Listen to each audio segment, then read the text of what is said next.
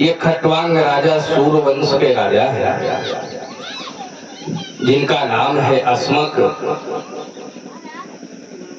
ये इनके अस्मक के पुत्र थे। एक बार क्या हुआ, देवताओं और दैत्यों में भीषण घोर संग्राम छिड़ गया। जब घोर संग्राम छिड़ा है तो देवताओं से दैत्यों ने देवताओं को परास्त कर दिया। जितना भी सब राज्य था, धन वैभव था, सब दैत्यों ने ले लिया। जब दैत्यों के पास में सारा धन वैभव आ गया तो दैत्य बेचारे माला माल हो गए।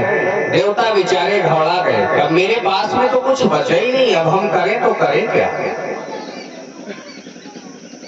देवता बेचारे आए हैं और आकर के आज खटवांग महात्मा के पास में आए, हाथ जोड़े, महात्मन सारी घटना बताई, हमें आपकी सहायता चाहिए, आप हमारी सहायता करो। क्या हुआ? हुआ ये कि हमारा जितना भी धन वैभव था सब दैत्यों ने हमसे छीन लिया। महात्मा खटवांग की सहायता मांगी। खटवांग महात्मा सहायता करने के लिए तैयार हो गए, चल लिए हैं देवताओं के साथ में। खटवांग महात्मा दैत्यों पर आक्रमण कर दिया।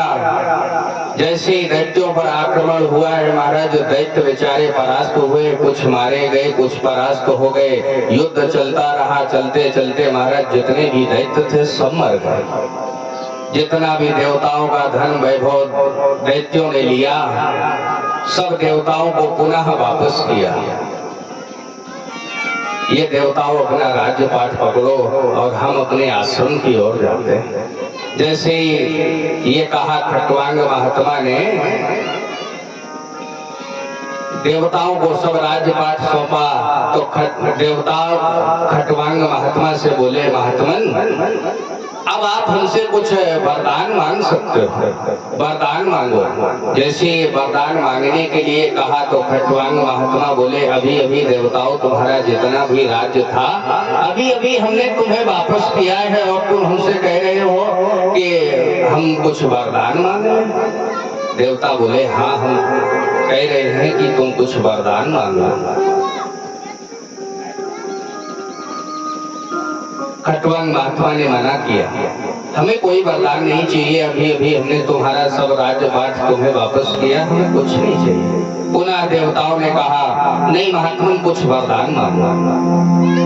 जब ये कहा तो खटवांग राजा बोले, यदि देवताओं तुम हमें कुछ वरदान देना चाहते हो तो ये बताओ मेरी मृत्यु कितनी शेष रहेगी, मेरी मृत्यु का समय कितना शेष रह गया है। देवताओं ने ध्यान लगाया और ध्यान लगा करके देखा खटवांग राजा का 2 मुहूर्त शेष है। नेत्र खोले, राजन तुम्हारी मृत्यु मात्र 2 मुहूर्त शेष बची, बस 2 मुहूर्त शेष बची है। हाँ राजन, प्रभु यदि आप हमें वरदान देना चाहते हो तो इस जगह से उठा करके 1 मुहूर्त में मुझे सरयू नदी के किनारे पहुंचाओ। देवताओं ने 1 मुहूर्त में खटवांग महात्मा को उठाया और सरयू नदी के पास में पहुंचा दिया।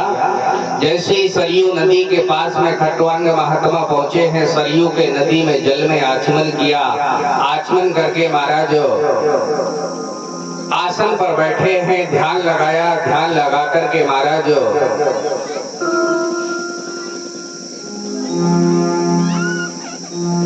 अपनी प्राण वायु को खींचा है खटवांग महात्मा ने और ब्रह्मरंध्र में स्थापित किया। दूसरा मुहूर्त पूर्ण नहीं हो पाया, 2 मुहूर्त में ही भगवान को पहले प्राप्त हो गए। राजन तुम घबराओ नहीं, अभी तो तुम्हारे पास 7 दिन बकाया है।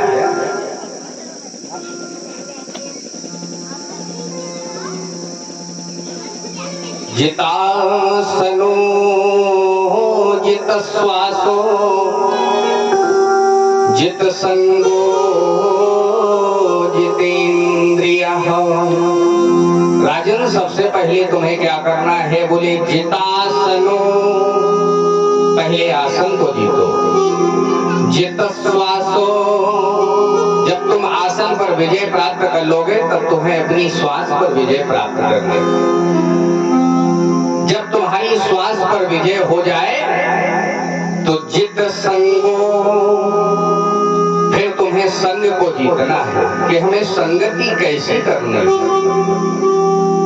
जब तुम संगति पर विजय प्राप्त कर लो तो इसके बाद में तुम्हारे अंदर जो 5 ज्ञानेंद्रियां, 5 कर्मेंद्रियां, एक मन, बुद्धि, चित्त और अहंकार पर तुम्हें विजय प्राप्त करनी है। जब तुम इन इंद्रियों पर विजय प्राप्त कर लोगे तो तुम्हें परमात्मा सहज में ही प्राप्त होगा।